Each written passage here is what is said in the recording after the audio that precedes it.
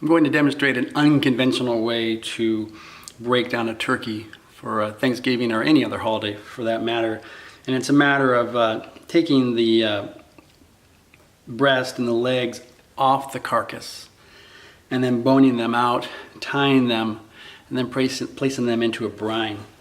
So I'm just going to do one side so you can get a sense of what's involved with this. One of the thoughts is that now this avails the fresh bone to be used for stock. Get a much higher quality stock using the raw bone as opposed to the cooked bone after the turkey is done. So there's one leg that's off, and then we'll just take one of the breast off, following the sternum bone down, looking for that wishbone in there. I will carve around it and down.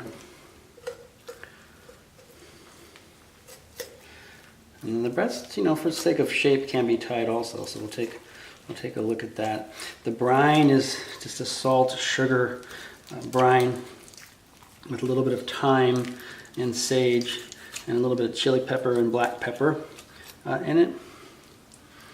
So we'll put that half carcass aside for right now.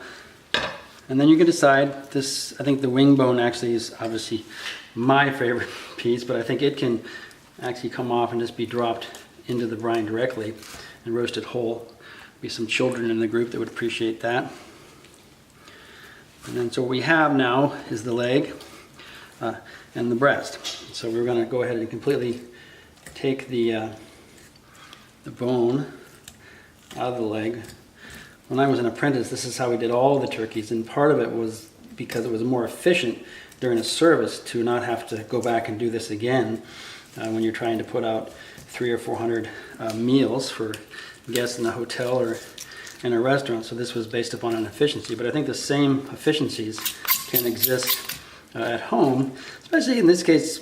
This year I have two turkeys, so one is going to be whole roasted in the oven, and then this one's actually going to go out on the grill.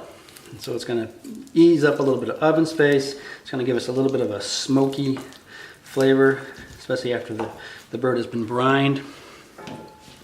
And then there are some little kind of feather bones in there that can come out. This is always the tedious part. Of course, that's all good for stock there. So you can take a look and see if there's some tendons and feather bones that need to come off of it, or if you want to leave them in there, that wouldn't be the end of the world. Once they roast, they'll break down a little bit, have a gelatinous quality to them. I'll take one more of those out and kind of shave that off at the end there. And so there we have the boneless leg, which can just be tied and wrapped up in a neat little parcel with using a piece of butcher's twine. And if you wanted to do this after you brined it, you certainly could. I'm just kind of giving a demonstration on tying the meat up so when it roasts evenly, and then it keeps this shape a little bit, so when you go to slice it, you have nice little round pieces. We can tie them up, and then we can double that up on the back a little bit so you see the opening there where the bone was, no longer is. So we wrap, and we'll tie it up on the end here to make it kind of snug. Tighten that up.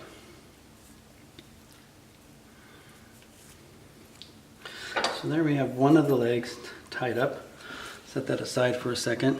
And like I said, if you want to keep a little bit of shape of the breast, you certainly can tie the breast meat up also, though I don't think this is completely essential.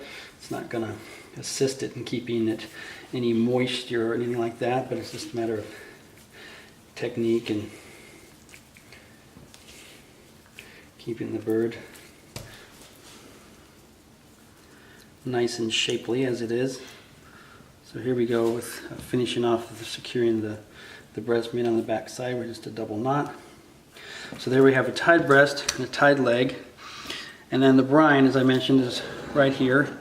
It's already got the turkey wing in it, so we're going to drop the leg in there. We're going to drop the breast in there, and there's room in here for us to do the other two pieces, which I'll do momentarily. But there you have the brine. I would let it sit just overnight and then give it at least a half-day drying, just to make sure that skin gets nice and crispy. So many different thoughts on how to roast turkey. This is just a way to get fresh bones, to make a beautiful stock for your gravy or for your stuffing, and then it's a great way to get a brine on it, get a nice caramelization on it, really cut the cooking time down. And really with cooking, what we're trying to implement is control. And this gives you a much better way to control the pieces because they are separate, they cook differently, and they can cook at different times. So you can know exactly when they're done at 165 degrees or just by the touch, depending on what your experience level is.